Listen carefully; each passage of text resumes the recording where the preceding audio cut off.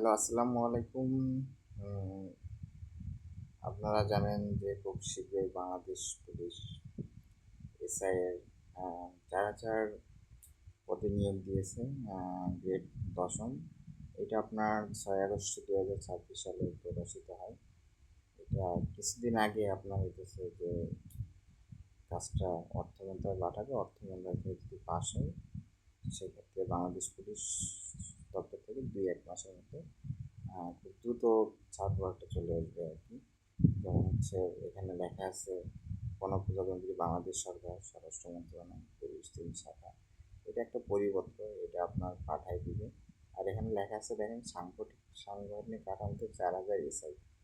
মানে 4,000 এসআই বলতে কিন্তু 4,000 এসআই নিবে না, এটা ধাপে ধাপে নিবে। আপনার হচ্ছে প্রথম দিকে 1,000 থেকে 1,500-এর মধ্যে দিবে, এরপরে পরবর্তী বছর 1 থেকে 1.5 বছরের মধ্যে আপনার এরপরে হচ্ছে আবার 1,500, আবার 1,000, মানে এভাবে এটা আপনার 3 বছরে 4,000 লোক নিয়োগ দেওয়ার সম্ভাবনা অনেক বেশি। ঠিক এভাবেই পুলিশ হেডকোয়ার্টার কাজ করতেছে।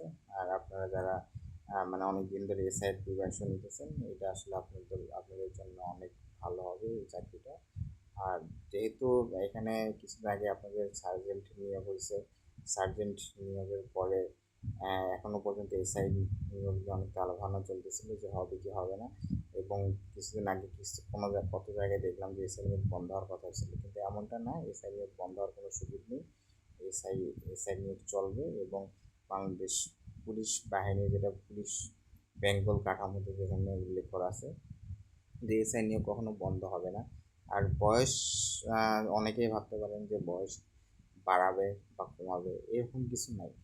বয়স আপনার হচ্ছে যে 19 থেকে 27, এটাই পিআরবির সিস্টেম, মানে পুলিশ অফ বেঙ্গলে পিআরবিতে আপনার এটা চেঞ্জ করে না, এটা 19 থেকে 27 হবে।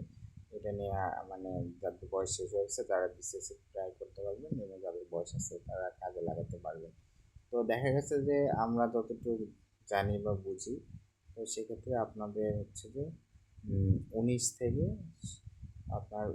27 বছর তো আছেই। এরপরে আপনাদের 2 থেকে 1 মাসের মধ্যে আপনাদের সার্কুলার চলে আসার সম্ভাবনা 90%। 2-3 মাসের মধ্যে সার্কুলার আসবে, এটা 90% সম্ভাবনা আছে।